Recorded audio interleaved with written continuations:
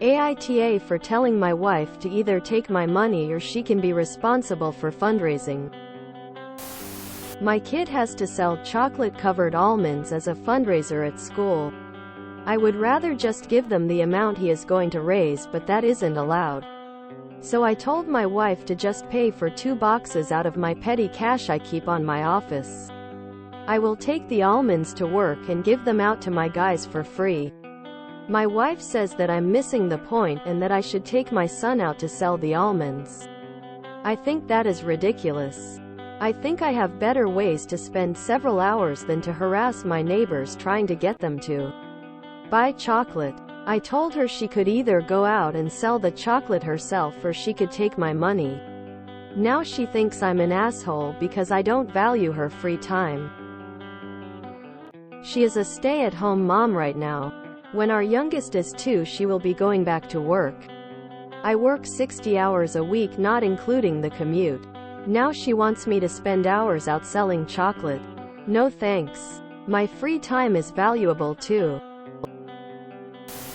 The only assholes are the PTA or PTO that organized this fundraiser. No one wants to flog or buy a $10 roll of gift wrap, $15 box of chocolate-covered almonds, a $20 bucket of frozen cookie dough, etc. The school district my children attended banned these fundraisers a long time ago. NTA, these fundraisers are complete BS. They combine child labor with the pressure to donate.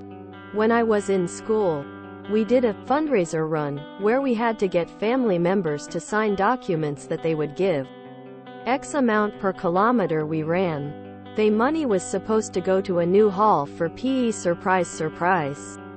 I am out of school for almost 10 years now and there are no signs of a new hall yet. However, does your son want to participate in that?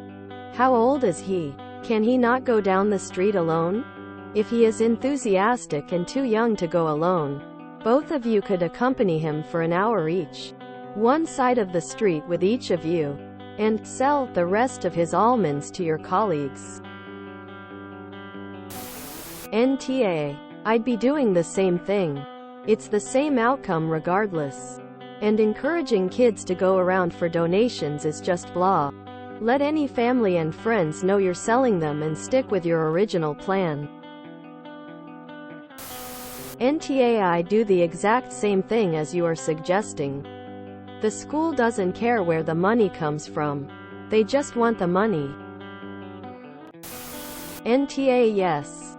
Both of your free time is valuable and this seems silly to turn into a big argument. There's probably a compromise. Can either you or your wife walk your son to 2 neighbors' houses?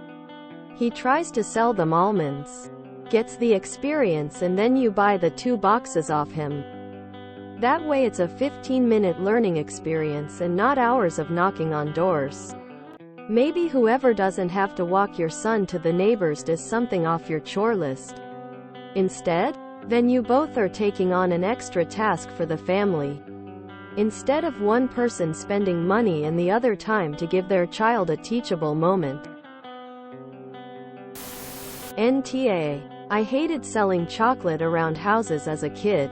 Why does your wife care how the fundraising goal is met? You value your time enough to pay the required amount for the chocolate.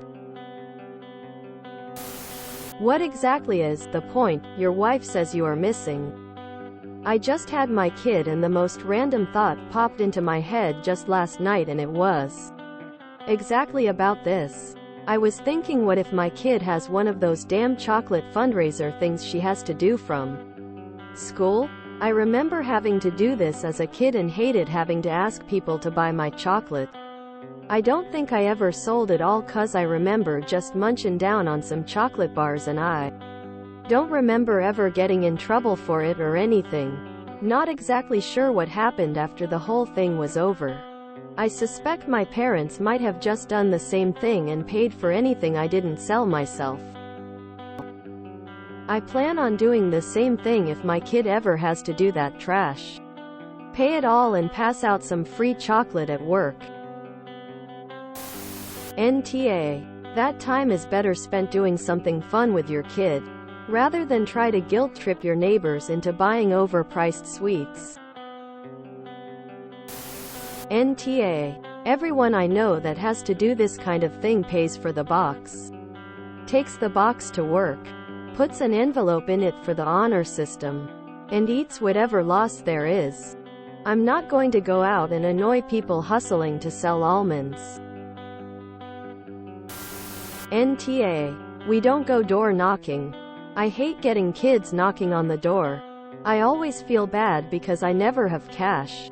I'll take a box to my work and coworkers buy what they want. Sometimes. Hubby does the same if he remembers. We normally buy a box and my mom will normally buy a box. That's it. NTA. Ignore the YTA idiots. I also work a lot, and using the little quality time I have with my son for running from door to door and bother people would also be very low on the list of things I would like to do. You were absolutely right. Improve your position by pledging to do something else with your kid. Those fundraisers make more money for the for-profit chocolate companies than they help anything. It's a huge scam. What point is she trying to teach her kid? That it's important to do unpaid labor to fill other people's pockets? Screw that. NTA.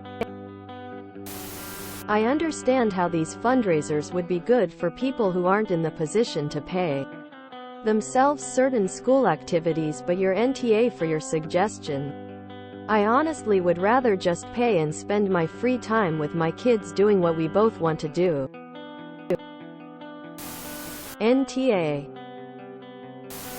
How will the school know if you simply kept the chocolates for yourself and delivered the money that would have been raised? They give you a box of chocolate which, when sold, will have raised $X. You give them $X. What's the problem exactly? Your method is exactly how I have always managed fundraising chocolates. Sometimes I take them into my office and try to flog them to colleagues.